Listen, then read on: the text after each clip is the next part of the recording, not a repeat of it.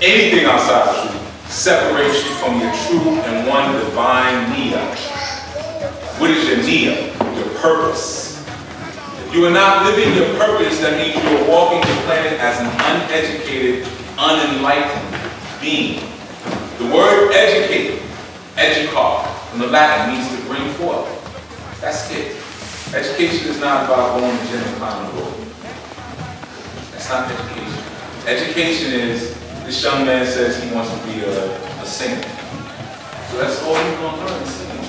This young man says he wants to be a comedian. So all he's going to learn is comedy. That's education. Anything else is training. Sit still, go to the back of the class, raise your hand. That's training. You're going to do math this way. You're going to understand religion and spirituality this way. Are we trained followers of the truth? Or are we educated followers of the truth? Some of you know, some of you don't know. We should think about it later. Hopefully after we finish this. But I heard some good answers. Okay. So the Lord's Day, it's a fact that it's Sunday. But we know truthfully it's Saturday. But we won't get into that. Let's go with the fact right now. Okay? Because we got to learn to discern between the two of them and not approach it with any type of emotion. Okay, you want to do something? Okay, so no problem. Jesus Christ is who? Son of God, right? When he was asked who he was, what did he name himself? The son of who? Son of man. Son of man. Okay. Jesus Christ is the Son of Man. Okay? The Lord's Day is Sunday. Right? Holy Bible. Let's break it down to the Latin. I like Latin. I like Latin. Because Latin is a temple language. As is all African languages. What is a temple language? Languages that were developed to use inside of temples. Those are temple languages. English is not a temple language. Holy, Helios. Bible, Biblios. What does Helios mean? Son. What does Biblios mean? Book. So what does the Holy Bible mean? Son. That's it. It's not that deep, right? Not blasphemous. That was Latin. We got the Sun book. We got the Son of Man. Right? And Sunday. And during Easter, where it just so happens the sun rises. During Easter, we have the sun passing through what's called the Vernal Equinox, or the spring equinox. What is the Vernal Equinox? It's a time when the sun passes over a certain position through that equinox point.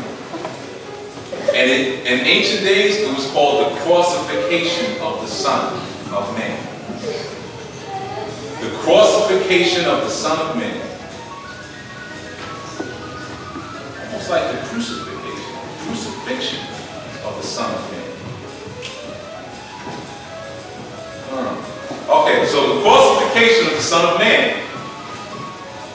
When the sun would pass through a point, and day and night would be equal. And the symbol for it was the sun with the crossover. Because during that period, all things that were above in our room were equal with all things in Ayah. Night and day were the same length. How long does this period last? 3 days. You know what the ancients believed would happen for 3 days? Because the sun seemed like it wasn't moving on its journey anymore. It stayed where it was, but more importantly, it died.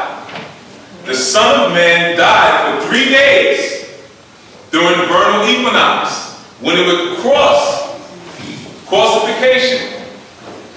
We're talking about an ancient celebration here. This is ancient. It would die, and then guess what it would do on that last day? It would raise. It would continue its journey. It would resurrect. Why was the sun now resurrected? Because now day is longer than night. So what does that mean? Light overcame darkness. Now let's break down these words. Surrect means to rise. It means to rise. But what's before surrect in this word? Read. Read, right? Let's take it back to the ancient prefix where it really came from. Ra. Who was Ra? The sun god.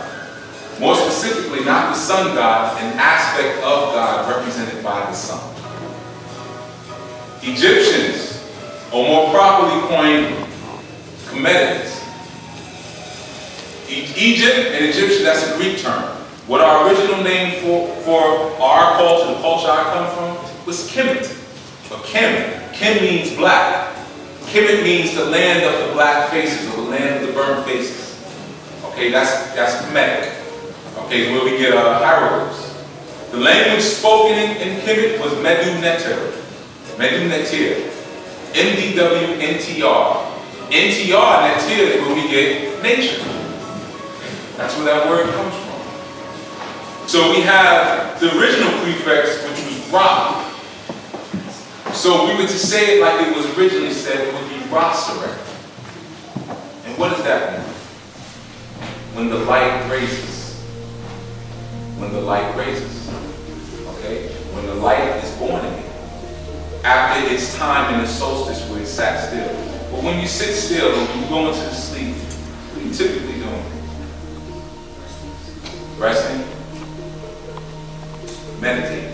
But we're inside, we're meditating, we're contemplating, then we take a moment, we're doing our equinox, and we manifest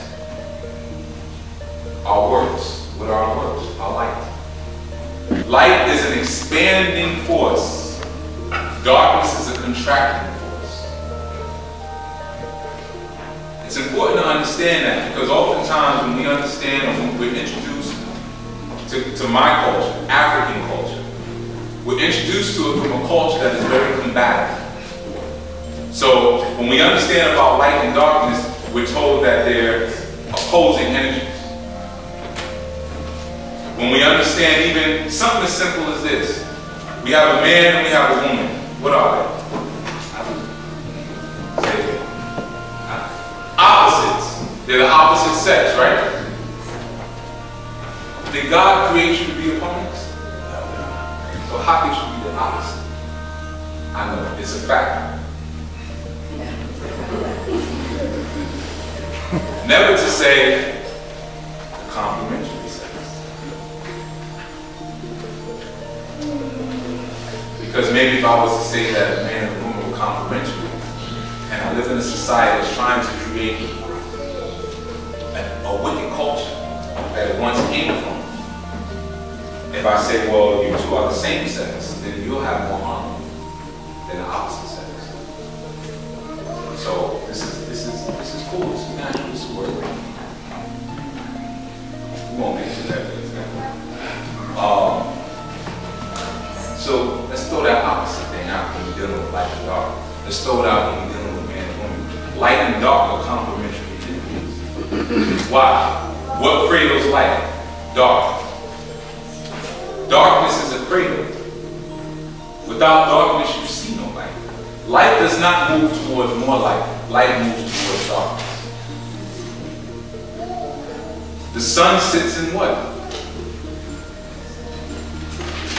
I know you've watched Star Wars and all these different movies, and when a spaceship or something gets blown up, it's a humongous explosion, and it's all this sound. But we as educated, enlightened beings know that that's impossible. That's just movie stuff.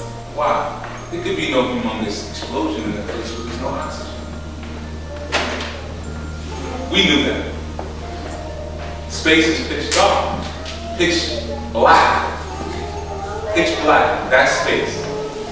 The sun, Ra, the Son of Man, is cradled in complete darkness. They have a relationship.